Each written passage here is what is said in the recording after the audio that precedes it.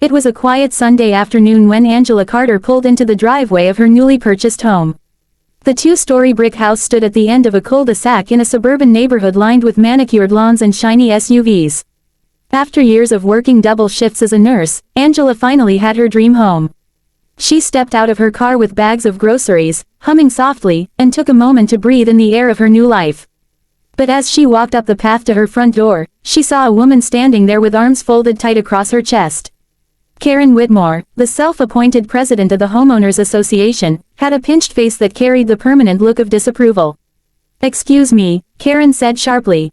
"Can I help you?" Angela balanced her grocery bags and gave a polite smile. "No thank you. This is my house." She set the bags down on the porch and reached for her keys.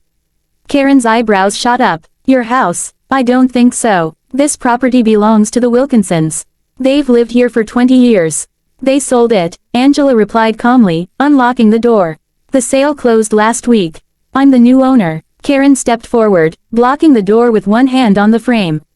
"Now listen, sweetheart, I don't know what kind of misunderstanding this is, but you can't just walk into someone's home like this. I'm going to have to ask you to leave before I call the police." Angela froze for a moment, stunned at the audacity. Then she straightened her shoulders. "You can call whoever you like. But this is my house. Here's the deed." She pulled a neatly folded document from her purse and held it up. Karen glanced at it but didn't take it. "That doesn't mean anything. People forge papers all the time. Look, why don't you save yourself the trouble and tell me whose maid you really are? The Wilkinsons don't just sell to—" She paused, catching herself before finishing the sentence, but her meaning hung heavy in the air. Angela's jaw tightened. "I don't work for anyone. I own this house. Now move aside." Karen didn't budge. She whipped out her phone and started dialing. "Fine. If you won't leave, the cops will handle it."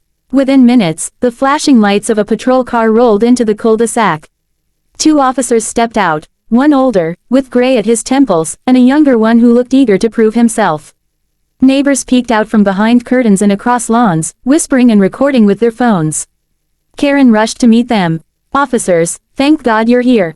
This woman is trying to break into my neighbor's home. I caught her red-handed." The older officer gave Angela a measured look. "Ma'am, is that true?" Angela calmly pulled out her wallet and handed him her driver's license. "This is my house. Here's my ID, and here's the deed with my name on it. You can run it through county records if you like."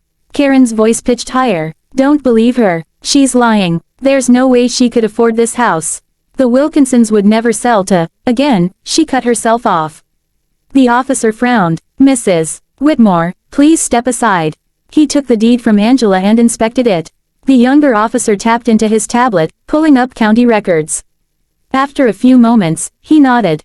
"She's telling the truth," he said. "The property was sold last week to Angela Carter. She's the rightful owner." Angela folded her arms, her patience worn thin. Satisfied, Karen's face turned beet red. "This is ridiculous. There must be some mistake. I'll be taking this up with the HOA immediately. We have standards in this community."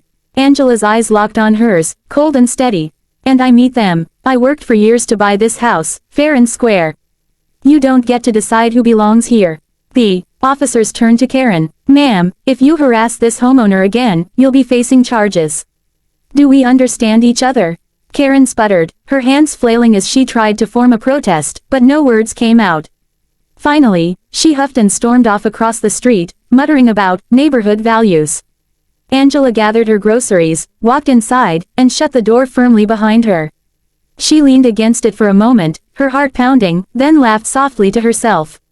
She had faced down worse in her life, nights in the earth filled with chaos and loss, and this. This was just the beginning of her standing tall in her new life. But the unbelievable part came later that evening. Angela logged into her HOA welcome portal, expecting to see meeting notes and community updates. Instead, she found her name listed as the new vice president of the HOA board.